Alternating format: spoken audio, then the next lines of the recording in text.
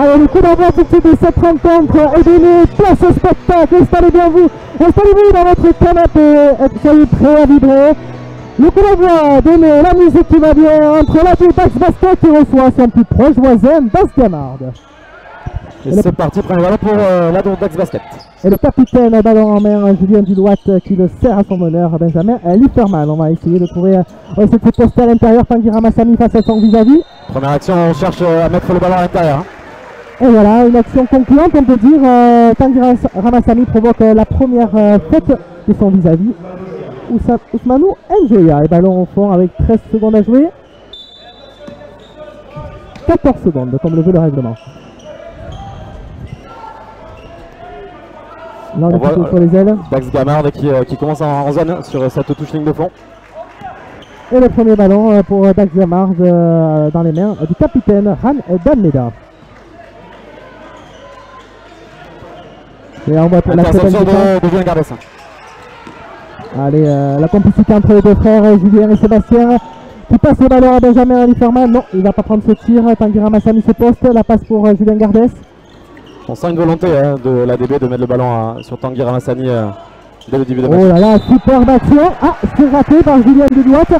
Mais là, Sylvain, dès la première minute, on ressent le collectif de la Dax Basket qui se trouve très bien. Effectivement, sur un ballon poste bas sur Tanguy Ramassamy, une coupe dans le dos de Julien Duloite qui prend par surprise Randall Médaille qui arrive à trouver la faute. De lancer franc pour Julien Duloite. Le premier raté, c'est la saveur du derby peut-être. Je sais pas si c'est la tension, ça n'a jamais été son gros point fort. Le deuxième est réussi et voilà, le score est ouvert à la salle de Tendresse. La Dax Basket prend les commandes 1-0. La DB qui défend tout terrain. Et là on certainement voit... pour ralentir un petit peu le rythme de jeu de Gamarde, leur faire perdre un peu de temps. Et là on voit le ballon Corentin Carne qu'on connaît bien ici à la Dax Basket, on y reviendra un peu plus tard. Cédric Mansaré, c'est fort. Deuxième action, ouais, très fort joueur Cédric Mansaré. Deuxième action du DGB, deuxième balle sur Cédric Mansaré qui attaque Julien Gardès. Ouais, sur ce début du match, on est plutôt en train de poser les actions, on ne s'emballe pas, on prend son temps, on essaie de s'installer dans la rencontre. Le premier tir peut-être pour Benjamin, non, c'est raté. Rebond de Tanguy Ramassamy qui remarque sur une claquette. Sébastien Quincal est confié cette semaine, le rebond offensif, ça a été un point noir pour ces joueurs le week-end dernier du côté d'Orsarieux. Rebond pour Tanguy Ramassamy sur un tir raté de Corentin Carne. Oh là. Et le jeu raté pour la DD. Cette fois-ci c'est raté, mais c'était bien vu de la part du meneur de jeu. C'est une passe c'est une passe qui part directement en touche. Et on reste sur une pression sur tout le terrain pour la DB. Bon, 2 minutes de jeu, Sylvain, il se commence ce début de match.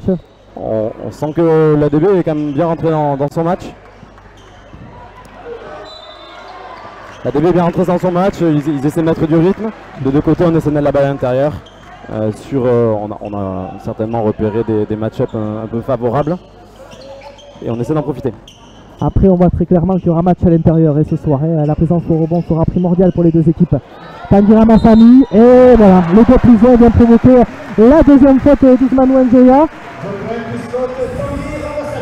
C'est voilà, la première action. Cette action vient coûter cher à Basse-Gamarde. Deuxième faute personnelle. L'intérieur de Gamarde a essayé de défendre par-dessus pour couper la passe sur Tanguy Ramassamy. Et la DB a réussi à passer par le poste haut par Julien Gardès pour arriver à trouver Tanguy. Et deuxième faute personnelle pour Ousmanou Njoya. Ça peut compter sur cette première partie de rencontre.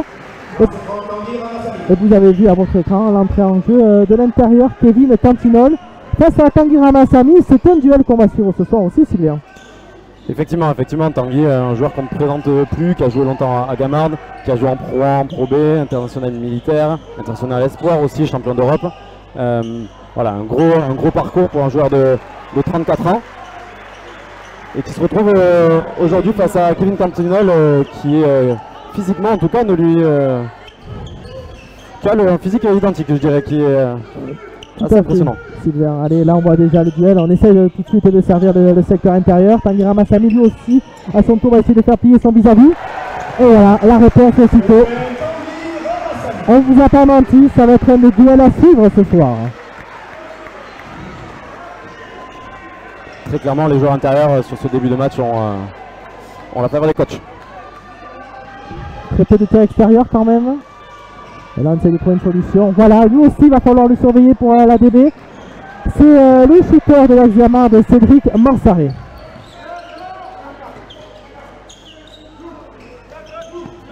On continue à poster à l'intérieur.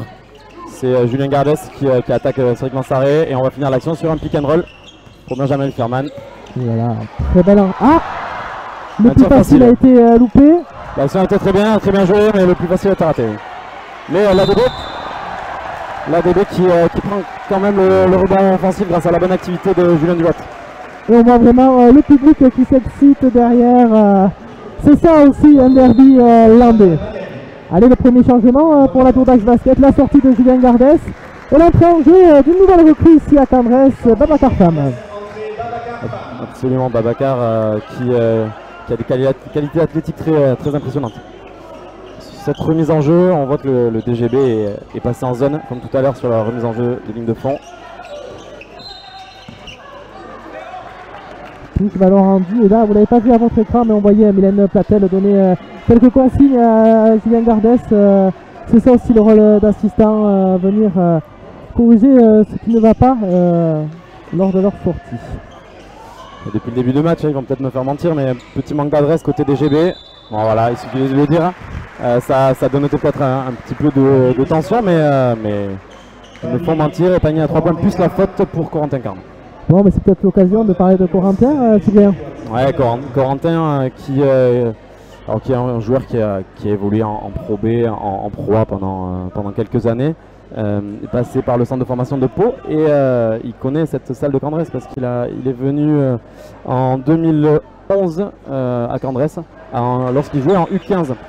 Il fait partie de la génération 96 et la génération 96 a été la première génération dans le Minime France à l'ADB. Avec notamment Julien Duat, Benjamin Lufferman, Raphaël Lissalt entre autres, puis Lucas Dussoulier. Et ils avaient, lors de cette saison, rencontré Corentin Carne en quart de finale. Donc Corentin qui nous avait battu. Et le coach de Corentin à l'époque était Sébastien Junca, qui est aujourd'hui le coach de l'ADB. Décidément, c'est soir de retrouvailles ce soir dans cette salle de Candresse. Allez, changement pour l'ADB, voilà, l'image est belle, Julien Delouat laisse sa place à son frère, le plus jeune, à Damien Delouat. Effectivement, ils sont trois frères à jouer dans le club, à jouer dans l'équipe, et leur maman, Corinne, qui est la présidente. Grosse implication des Delouat dans le club, qui sont aussi toujours là pour arbitrer le dimanche, et qui s'occupent un peu de tout dans ce club. Et Damien qui était même là hier soir pour les préparatifs de cette rencontre. Pour monter les tables, les préparatifs, ils sont toujours là. Allez, 14 secondes à jouer, remise ligne de fond et faute offensive. Faute offensive pour Cédric Mansaré. Faute offensive de DGB, numéro 10, Cédric Mansaré.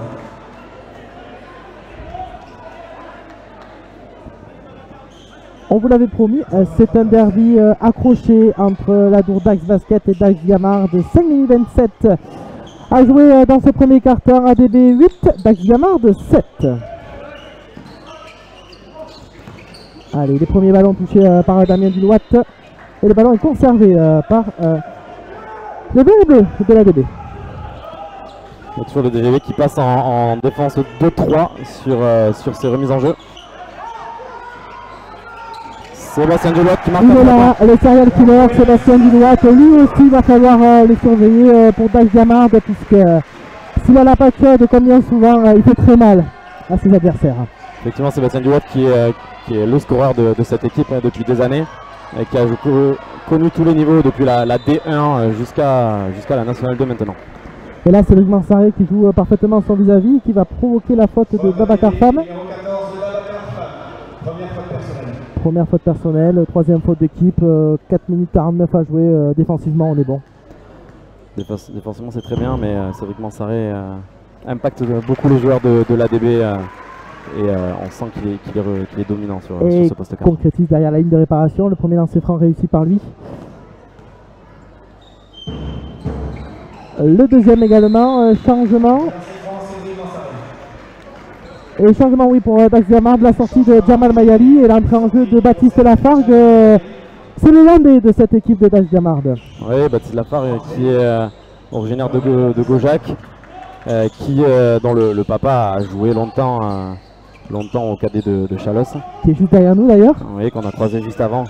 Et Baptiste qui a joué un petit peu à l'ADB, mais une saison qui a dû s'arrêter à cause du Covid. Rebond pour Damien Dulatte, qui a un petit raté de son frère. Alors on essaie de remettre en place. Benjamin qui va jouer le 1 contre 1, Benjamin Litterman. Et c'est raté. Et le ballon est conservé par Dax Gamard. Double changement, le retour en jeu du numéro 12 Julien Gardès qui laisse sa place au soleil de Tanguy Ramassani. Et l'entrée au jeu de Louis Lageire.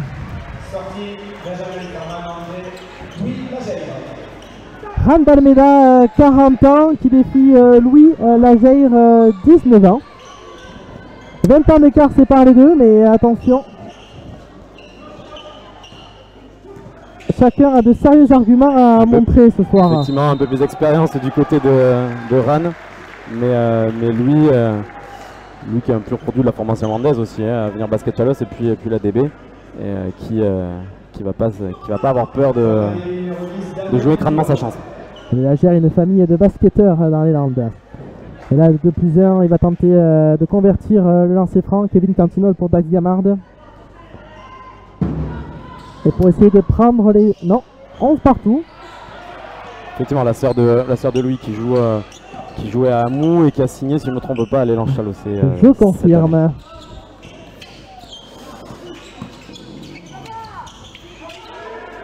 Allez, de suite, Julien Gardès face à Baptiste Lafargue. Les deux ont joué ensemble en Cap de Gascogne en équipe de jeunes. Ils se connaissent très bien, mais sur le terrain, pas d'amis, on est tous adversaires. Le DGB là, qui profite de la puissance de Kevin Cantinol pour attaquer Julien Gardès.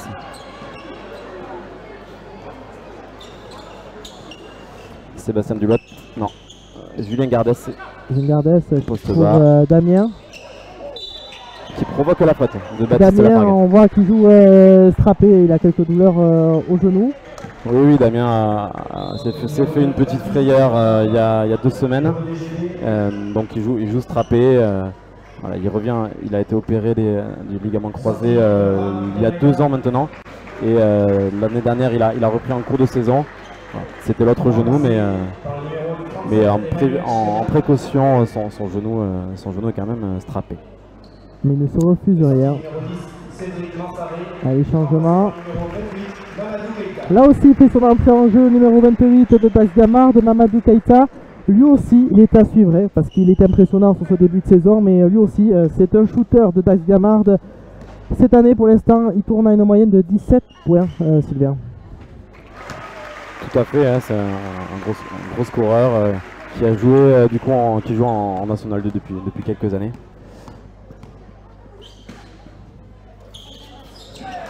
Et les deux lancers francs sont réussis par Damien Dulatte. 13 partout. Ah, on s'ennuie pas, Sylvain. On voit du jeu, on voit du spectacle. On retrouve l'action qu'on a vue tout à l'heure avec Corentin Carne en sortie d'écran et qui marque encore un panier à 3 points. Comme on vous l'avait dit, avec Corentin Carne qui fait partie des joueurs très importants dans cette division avec un cursus basket en Pro A, Pro B et qui est descendu de niveau, je crois, pour des raisons personnelles pour cette année. Alors, on retrouve le ballon Emmanuel Chikaya pour Corentin Carne qui va essayer. Et voilà, de suite. 3e tir à 3 points pour Corentin Carne. 13-19, Dax Gamard creuse le premier quart de cette rencontre, 6 points et bien sûr Sébastien Jonca demande le premier temps mort pour arrêter la dynamique, j'allais dire d'Aquoise, mais les deux équipes sont d'Aquoise ce soir, alors l'équipe des rouges et noirs.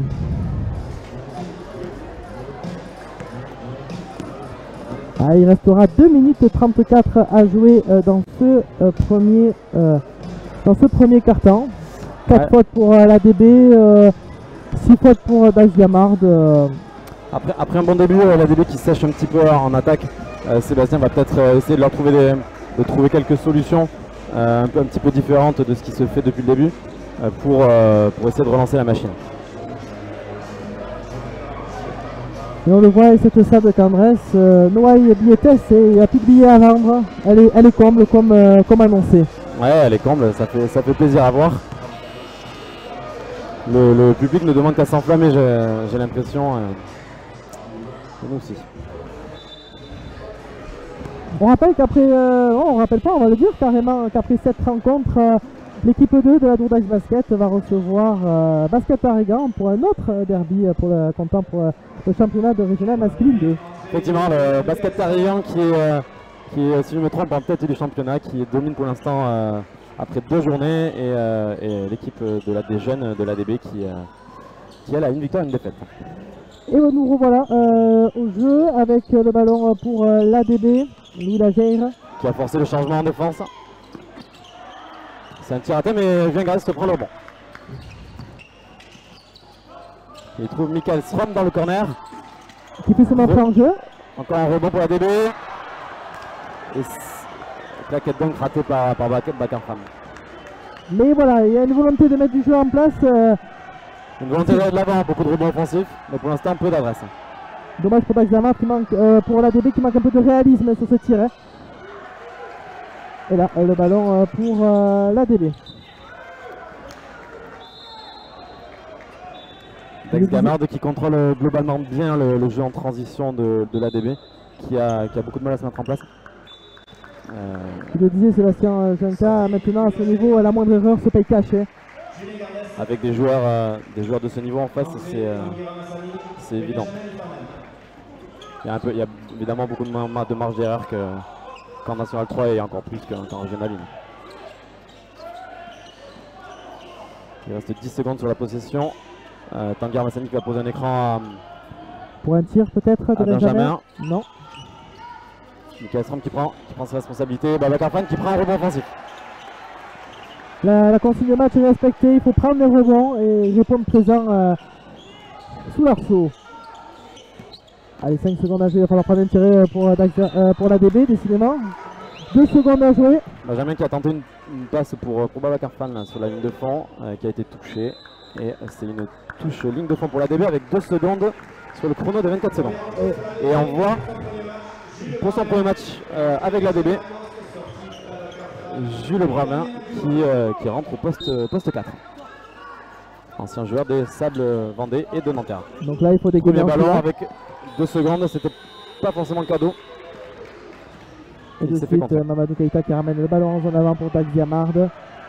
Qui poste et c'est dedans. Benjamin Lacoste et c'est 2 points. 13-21 en faveur de Dax Gamard, 1 minute à jouer dans le premier quart-temps. Benjamin Lacoste, aussi jeune formé à l'ADB, qui vient de rentrer en jeu. Et voilà, le duel 5 secondes, 6 secondes sur la possession et 2 points pour Tanguy Armassani. Tanguy qui est dominant depuis ce début de match. On sent aussi l'équipe de Dax Gamard bien dans les consignes, bien en place. Et Juan Mourier, il attend une réaction de ce joueur et après avoir sombré en seconde partie face à l'ESMS. Et voilà, Mamadou Keita 2 points. Dernière possession du premier quart-temps, l'ADB, 15 secondes à jouer. Alors là, bien sûr, Michael Strom qui va jouer un pick and roll en tête de raquette avec Tanguy Armassani. Ils ont forcé le changement et on trouve Jules Bravin. Et voilà. Son deuxième ballon, marque à 3 points. Quelle entrée en matière pour Jules qui inscrit ses 3 premiers points sous la tunique de l'ADB. Ouais, c'est un joueur longiligne avec un profil plutôt poste 3-4 qui est plutôt un shooter à 3 points comme il nous l'a montré sur sa dernière action. Et on se retrouve à la fin du premier quart-temps, 18-23 pour le Dax Gamard. Bon, pour l'instant on n'a pas de score à vous donner puisqu'on rappelle cette rencontre a débuté à 19 h et les autres rencontres démarreront à 20h. Les stats qui nous arrivent, l'assistante Mylène Tatel qui nous partageait les stats de ce premier quart-temps. Bon, sans grande surprise, avec côté ADB, Tanguy Ramassani bien présent. Oui, Tanguy Ramassani qui est déjà à 9 points sur ce premier quart-temps, 4 sur 5 au tir, 3 rebonds également. On voit Damien Dulot aussi qui a pris 4 rebonds. Donc, voilà, une bonne présence au rebond, notamment offensif pour l'ADB.